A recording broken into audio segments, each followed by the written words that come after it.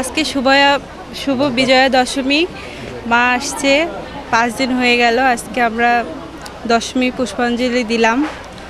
আর মনটা একটু খারাপ অবশ্যই, তারপরেও মা যেন আমাদের সকলেরই মঙ্গল করে এটাই প্রার্থনা করছি। আর আবার যদি সুযোগ হয় আবার মা আসবে, আমরা ওই অপেক্ষায় থাকলাম। মন তো একটু অবশ্যই খারাপ, 5 দিন ছিল মায়ের আরাধনা করছি।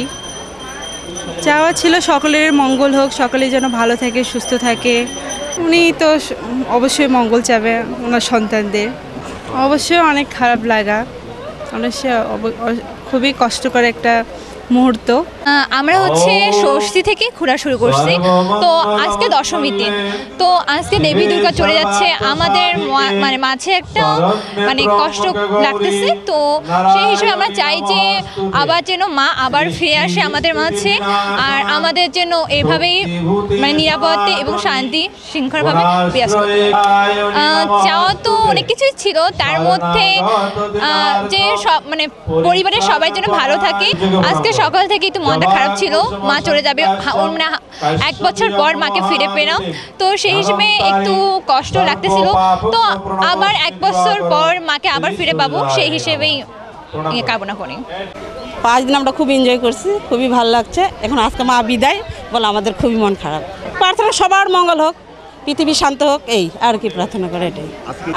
আজকে মাকে সিঁদুর পড়াবো, সবাই এখন মন খারাপ সবার, এই আর কি। মায়ের বিসর্জন আজ, আর কিছুই বলার নাই। ভগবান মা সবাইকে ভালো রাখুক, এটাই।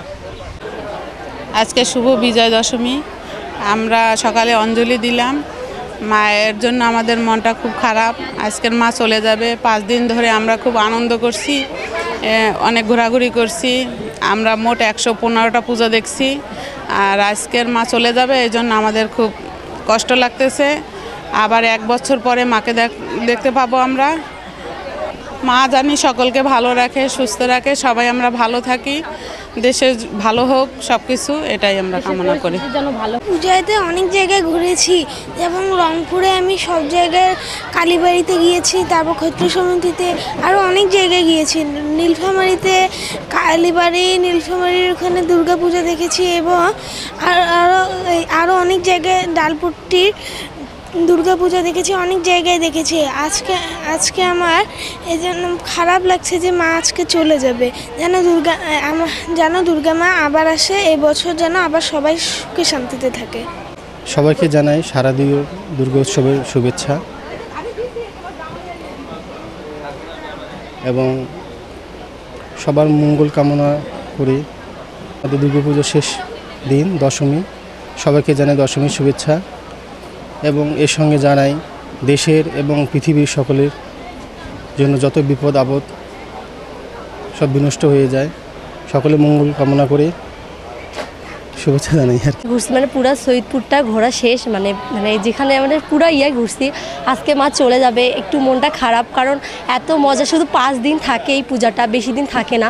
এটার জন্য একটু আরও কি বলবো, আর এই পূজাটা বেশি দিন থাকলে মনে হয় যে আনন্দ, কিন্তু বেশি দিন তো থাকবে না, জাস্ট শুধু 5 দিনের পূজা, তাই না? 5 দিন থাকে, আর ওখানে ঘোরা, এখানে আসে খাওয়া দাওয়া, অঞ্জলি দেওয়া, মজাটা আলাদা।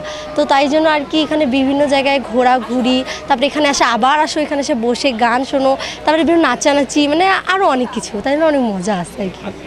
আজকে হলো মা চলে যাবে, আজকে হলো সবাই মাকে বরণ করবে, বরণ করার পর নদীতে ভাসানো হবে, তার ভাসানোর পর আমরা আর কি এর বিজয়া দশমী, মা আমাদেরকে সে চলে যাচ্ছে। ষষ্ঠী থেকে শুরু হয়ে গেছে আমাদের মন্দিরের পূজা।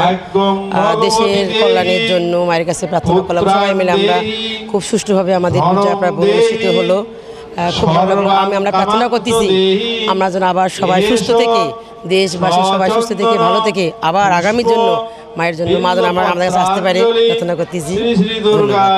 আজকে সকাল থেকে মায়ের পুজো হচ্ছে, 12টার মধ্যে হয়তো মায়ের বিসর্জন হয়ে যাবে। বিসর্জনের পর 12টা থেকে 12:30 পর্যন্ত, 1:30 থেকে আমাদের সিঁদুর খেলা হবে।